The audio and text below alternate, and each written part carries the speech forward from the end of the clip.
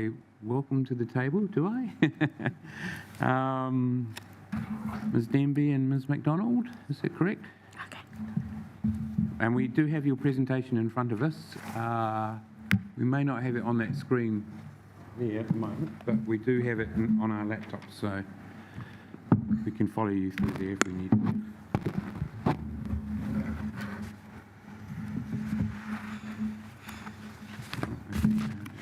Good morning, everyone. Nice to be here. This has been a long, complicated process since we put the submission in 2023, with further opportunities for submission and changes and government changes and all the things that have come on board. So we do our best to try to understand it all and put forward our support for the environment, which does not have its own voice. Could you, for the benefit of an out-of-towner on the panel, could you just explain to me the sort of the history behind the society, when it was formed and for what? Yes, the Ahuriri Estuary Protection Society was formed in 1981 when Napier City Council and others were proposing a marina in the Pandora West Shore area, and the society they thought that was just going to be a one-issue thing for them, but of course development has gone on ever since around the estuary. And particularly now it feels like it's another turning point for the estuary, with all the developments on the table at the moment on all sides, except for the cliffs at the back. As far as I know, there's always a lot that little groups like ours don't know about what's going on. So I'm Angie Denby, the chair of the Ahuriri Estuary Protection Society, and this is Sue MacDonald, who is the secretary, and she has been with the organisation since the beginning. So some of these pictures in our presentation will be familiar to some of the people here today, and others are new. So the first thing we'd like to remember and remind people is all the special titles that the estuary itself has in the many plans, documents available to everybody at a local and a national and international level in some ways. And estuaries of this particular type and value are rare in this lower North Island. So, what lives there? 77 species of birds of all kinds, ones that are found only in New Zealand, and as we know that the population of native birds, most of them, nearly all of them, are in decline. Endemic, native, migratory that come from the other side of the world every year, and introduced birds. Another very important aspect is the fish, and this is a nursery, breeding ground, feeding ground for fish that end up in the ocean and are an important factor in the commercial activities of fisheries. And then, of course, everything that lives in the mud is the food for the birds and fish. So the example I've chosen to focus on briefly is the bar-tailed godwit, kuaka, and even locally they're considered iconic, and they're featured in statues at the airport and at the Watchman Road roundabout. And approximately 300 make Hawke's Bay their home every year. In other parts of the country, there are more, thousands up in Miranda in the Thames area. So another important aspect to the kuaka is an area called the Scrapes, which belongs to Napier City Council and is part of the West Shore Wildlife Reserve, just at the side of the estuary channel. It's called the Scrapes. It was created specially for the wading birds at high tide, where they all leave the feeding ground and rest until the next low tide reveals their food again. the East Asian Australasian Flyway. It's a fascinating thing. Here's the globe, and here is the path of the Godwits. So they start in Alaska, fly non-stop, 8 or 9 days, wings beating the whole way, all the way to New Zealand. The juveniles at 14 weeks old, they fly together as a group, come here also. They stay here for our summer to eat while it's frozen and too cold in Alaska, and then they fly back in the autumn, firstly to the Yellow Sea in between China and Korea for 6 weeks feeding, and then on to Alaska for the burst of insects ready for them to start their breeding. Back to the estuary. Ongoing issues, perennial, we talk about them every time. Just look at the headings, and these are things that are happening constantly in the estuary that affects the water and the ecosystems. So on to our part in the district plan process, stormwater. So we've got 2 sections there, the Ahuriri Regional Park, and this was to be the saving grace for cleaning up the water into the estuary. So things we've heard, and correct me if I'm wrong, that the floodwater retention plan, it's now considered not a suitable site for that. There's too much difficulty getting water across the motorway for at least half of the urban and industrial stormwater into the area for polishing. So that's another disappointment. So we question, is the regional park achieving its original intention, which of course was flood retention, cleaning the water, and passive recreation? We've been attending the joint committee meetings, and from what we've seen recently, the focus is on commerce, entertainment, and hospitality. So that's a bit unsettling for us. So we want genuine improvement in water quality entering the estuary, a standard, a method, and a way of measuring that standard. Stormwater network. Of course, all the new development and housing going up and around town is going to create further impermeable surfaces and stress the current stressed stormwater system.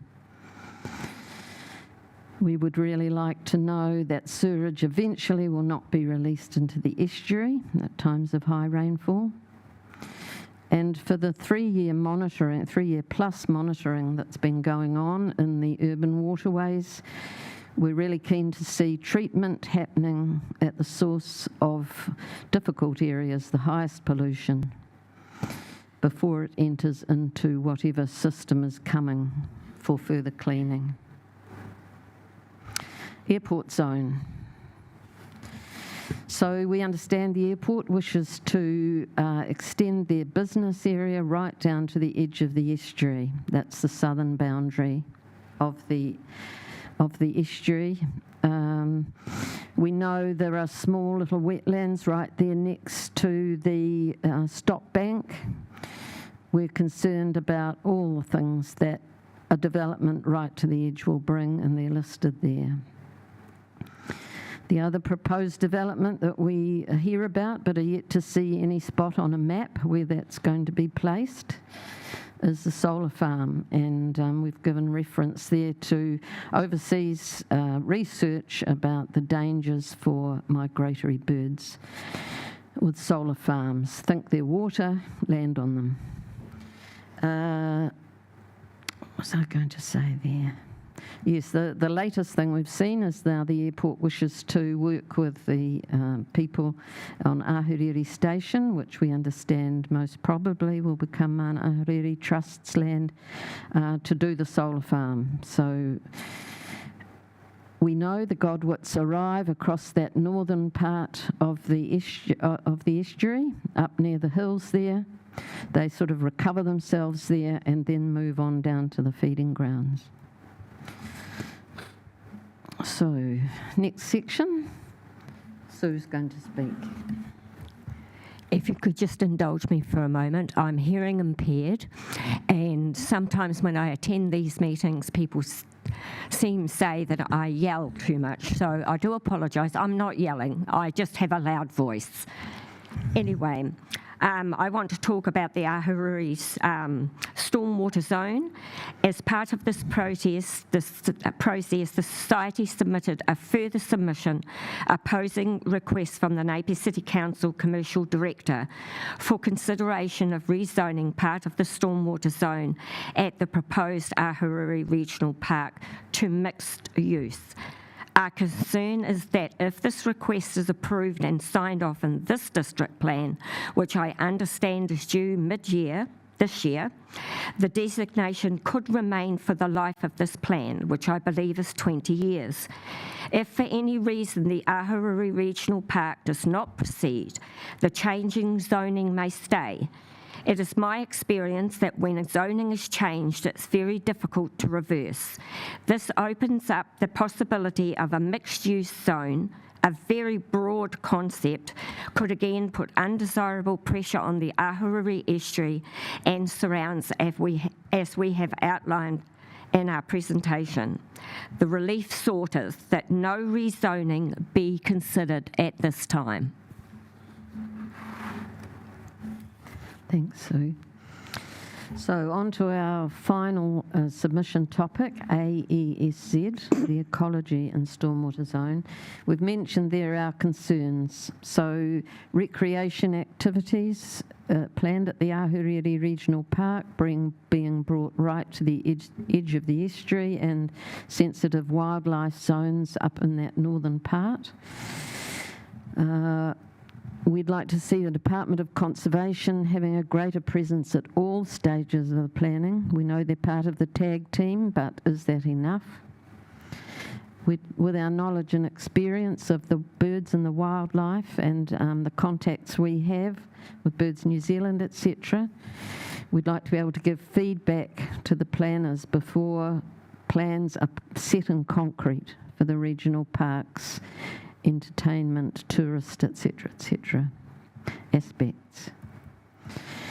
So the estuary needs guaranteed protection from pollution created by all the development that's going to go ahead. The wetlands need to bring the water quality above the recommended minimum requirements. And as I mentioned before, the 3+ years of monitoring needs to have greater, quicker action on treating the hotspots of pollution. So to me, a page of impending threats is really what's on our mind the most. And if you look at the photo on the top right-hand corner, you'll see a truck going across the current expressway. And directly in front of it is the scrapes area, which is where the godwits and other wading birds roost at high tide. So the fast-track expressway proposal is to add 2 lanes into the scrapes. We don't know how that will affect the godwits, whether they'll stay in the area or not, so there's huge concerns about that. The extension will take land from the scrapes and the wildlife reserve there. Also, that extension will further restrict the water flow to the upper estuary, as it already did, and if you look in the lower right-hand photo, that is the current expressway going directly across the estuary from one side to the other. When you travel across it, you don't know that it's sitting on a causeway. So the red area is the filled-in area across the estuary, and the green bit is a little bit of a bridge on the right-hand side that lets the water flow through a bit more readily. Throughout the red area there are 3 concrete culverts going through for the tide. So 2 more lanes added to that is going to make longer, narrower culverts and more difficult water flow. And on the left, a picture of a solar farm. We understand the airport commercial proposal for income for themselves is a very large solar farm. So that is another concern. So our final words, please advocate for and give priority to the estuary. Don't keep chipping away at it and giving it more stress. All those plans below there are ones in front of you that you are involved in. So please put the most stringent rules in place for the welfare of the estuary. And these special places must be protected. We're part of nature. We depend on it for our lives, even though we don't think about that very often. Thank you for listening. Thank you very much. Could you just clarify for me that the relationship between the regional park and this zone, in terms spatially, what the relationship is between the Ahuriri Regional Park and this particular zone? The zone, well, all the estuary is part of this zone, is my understanding, and the regional park goes right up to its border on the southern side. Am I correct? I'll find that out. It does.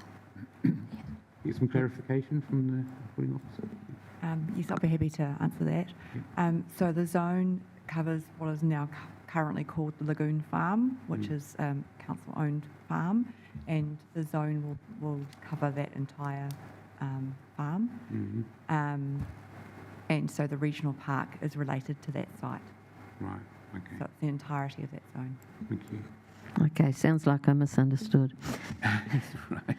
And I understand some master planning is being done for the park, regional park. Is the society involved with that process? Not as far as I know. Is that We go along to the joint committee plans to listen, right? and sometimes they let us say things, but we're not officially involved in any planning. Is there any clarification on that at some point to be made?